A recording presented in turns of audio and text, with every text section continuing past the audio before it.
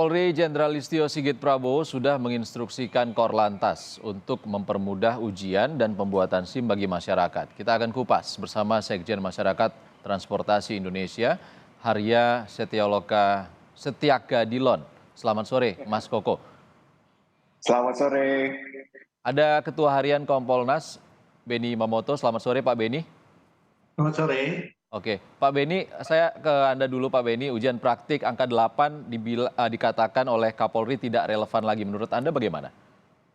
Ya, jadi semua aturan yang dibikin, persyaratan yang harus dipenuhi, itu semata-mata demi keselamatan si pemilik SIM ketika mengendarai kendaraannya. Nah, oleh sebab itu, Kakor Lantas sudah membuat berbagai aturan dan persyaratan. Jadi kalau kita lihat sudah diterbitkan peraturan Kepolisian nomor 2 tahun 2003, ini yang terbaru bulan Februari 2023. Kalau di sana saya lihat pertimbangannya itu dalam rangka mendukung kebijakan pemerintah dalam upaya memastikan pemohon SIM ini menjadi peserta aktif dalam program jaminan kesehatan nasional. Nah, di dalamnya banyak perubahan-perubahan dilakukan. Memang ini bisa ditafsirkan macam-macam. Pak Beni, Artinya, ya, alasan Kapolri juga untuk menghilangkan aturan tes zigzag ini adalah karena tes ini diduga mempersulit para pengurus SIM, lalu disinyalir juga akan memudahkan praktik di balik meja sebagai ya. memudahkan para atau memancing para calo untuk bisa praktiknya. Ada laporan soal ini ke Kompolnas? Ya, jadi begini, kalau menurut saya, sekali lagi di awal saya sampaikan, semua aturan ini dibikin, persyaratan dibikin, termasuk masalah tes psikologi, kesehatan, dan sebagainya, semata-mata supaya orang yang memiliki SIM itu betul-betul layak untuk mengemudikan kendaraan. Nah, dalam prakteknya memang perlu diwaspadai, perlu dilakukan pengawasan secara ketat, perlu dievaluasi celah-celah mana yang bisa dimanfaatkan oleh oknum tertentu untuk nanti menarik keuntungan. Nah, kalau itu terjadi kan malah justru berisiko tinggi kepada pemilik SIM itu yang tidak memenuhi syarat atau yang tidak melalui mekanisme atau prosedur yang ditentukan, tapi dapat SIM. Jadi di sini pertama masalah kontrol menjadi penting, yang kedua juga publik harus diedukasi bahwa ketika Anda nembak SIM-nya, resikonya Anda itu sesungguhnya nggak memenuhi syarat untuk punya SIM. Berarti bicara keselamatan diri maupun keselamatan masyarakat. Nah, ini harus sejalan ya. Karena terus terang dengan ditambahnya persyaratan, publik pasti teriak, publik pasti protes. Kenapa sih dipersulit? Kenapa sih kok ditambah syaratnya dan sebagainya? Nah, inilah yang menurut kami perlu sosialisasi, perlu dikomunikasikan dengan baik supaya tidak ditafsirkan lain. Tetapi Polri perlu melakukan pengawasan ekstra. Jangan sampai ada celah untuk disalahgunakan. Oke, Mas Koko, kalau Anda melihatnya sebenarnya penting nggak sih skill dari pengendara sepeda motor itu untuk zigzag, untuk dihilangkan saja, ataukah sebenarnya fokus saja kepada hal lain seperti perilaku para pengendara sepeda motor di jalan? Baik, terima kasih atas undangannya. Jadi saya pertama-tama memang mengapresiasi ya inisiatif Pak Kapolri. Ini bukan menunjukkan bahwa Pak Kapolri ini mendengarkan masyarakat dan sebenarnya sangat berani ya, sangat presisi sekali dalam apa namanya arahannya untuk mereformasi kepolisian lalu lintas dalam hal ini terhadap masalah-masalah sistemik tadi ya. Nah, mengenai khusus mengenai SIM C ini sepeda motor, ya memang semua persyaratan dan ujian ya apa tes dan seterusnya itu memang harus istilahnya fit for purpose. Jadi memang gunanya apa gitu ya?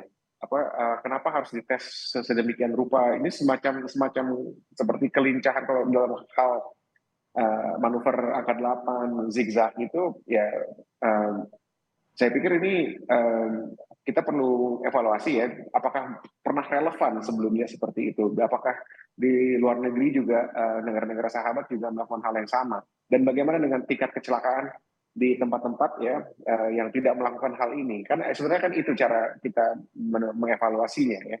Nah dalam hal ini sih saya menilai ya ini terlalu berlebihan gitu persyaratannya kalau harus bisa seperti slalom test dan seterusnya. Ini sepertinya lebih kepada kemahiran tingkat tinggi ya, mungkin lebih cocok untuk akrobat, mohon maaf, bukan untuk berlalu lintas di jalan raya. Sedangkan untuk berjalan lintas di jalan raya memang ya selain mampu mengoperasikan kendaraan, tapi juga perilaku ya. Saya kira apalagi kalau roda 2, saya kira lebih banyak yang permasalahan itu bukan skill kemampuan yang mengemudikan, tapi lebih banyak ke perilakunya. Jadi mungkin itu harusnya yang menjadi sasaran. Artinya tidak relevan antara skill zigzag dengan keselamatan di jalan ya?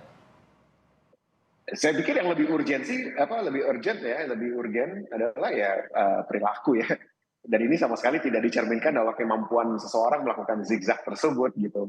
Perilaku termasuk perilaku berkeselamatan ya, menghormati sesama pengguna jalan, apalagi pesepeda maupun pejalan kaki. Nah itu saya pikir yang lebih penting ya, lebih mendasar, lebih substantif dari penerbitan SIM tersebut. Oke, Pak Beni, kalau ternyata tidak relevan dan juga justru mempersulit, bahkan saya pernah dengar cerita kakinya turun satu itu tidak lulus, jadi dia harus terpaksa melakukan swab gitu. Banyak sekali laporan dan kasus terkait itu. Kenapa baru sekarang dievaluasi? Ya betul, karena curhatan masyarakat ini kan cukup banyak lewat media sosial, kemudian dalam dialog di beberapa radio sendiri kebetulan saya mendengar curhatan masyarakat itu. Oleh sebab itu memang kami sudah mengagendakan untuk nanti ketemu dengan Kakor Lantas dan jajarannya untuk kami mendengar langsung dari pembuat kebijakannya itu kenapa dibikin ini, evaluasinya gimana dan sebagainya, termasuk revisi yang dilakukan peraturan kepolisian ini dasarnya apa dan sebagainya. Karena kalau kami lihat dari pertimbangannya ya semata-mata dalam rangka mendukung kebijakan pemerintah dalam upaya memastikan pemohon SIM itu peserta aktif jaminan kesehatan nasional begitu.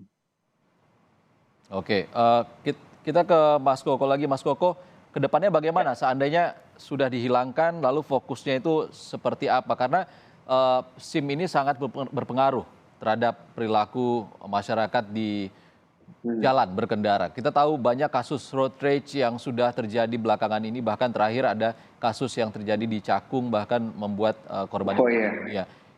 Ini adalah perilaku yang harusnya dihindari di jalan. Ya saya kira kalau yang di Cakung tuh agak eksepsional ya, udah diproses sebagai pembunuhan berencana. Tapi saya pikir jadi benar poinnya adalah saya pikir evaluasi tidak berhenti pada penerbitan SIM ya, tapi bagaimana penegakan dan apa konsekuensi terhadap pemilik SIM. Misalnya di contoh-contoh negara maju ya SIM itu bisa dicabut. Kalau setelah terbit ya ada tilang ya, kalau tilangnya berulang kali ya harus dilakukan pencabutan SIM karena terbukti bahwa setelah pelanggaran berkali-kali itu artinya kan menunjukkan bahwa yang memiliki SIM ini tidak layak. Jadi emang harus ada, saya kira peraturannya pun sebenarnya ada. Tapi bagaimana itu juga termasuk bagian evaluasi, saya pikir, saya harapkan ya nanti dalam proses berikutnya itu juga terjadi. Jadi bukan hanya berhenti pada penerbitan SIM prasyaratnya, tapi bagaimana penegakan itu juga bisa mengakibatkan SIM dicabut ya, dibatalkan untuk orang tersebut, dan apakah masih mungkin apakah pencabutannya itu secara permanen atau sementara gitu. Kalau sementara apakah harus dites ulang atau bagaimana, itu yang perlu dilakukan. Oke, ke Pak Beni, kalau saat nanti sudah dihilangkan aturan zigzag, syarat zigzag, lalu kedepannya fokus pengawasannya seperti apa? Apakah bisa dijamin akan bebas dari praktik pungli lah atau apalah itu? Ya, yang pertama kalau persyaratan atau prosedur memperoleh SIM kan bisa melalui jalur pendidikan dan pelatihan dari satu sekolah yang terakreditasi, diakui, kemudian bisa juga belajar sendiri, tapi kemudian nanti dites. Nah ini kan tentunya eh, perlu dievaluasi kembali dalam konteks nanti satu urgensinya, kemudian kedua juga kalau saya baca di peraturan yang baru ini ada tes psikologi. Nah ini nanti bisa ditemukan ketika dari tes psikologi ini apakah orang ini layak atau tidak. Seperti dengan pemegang senjata api. Ketika dites itu nanti bisa direkomendasikan ini tidak layak. Orang ini labil, kemudian terlalu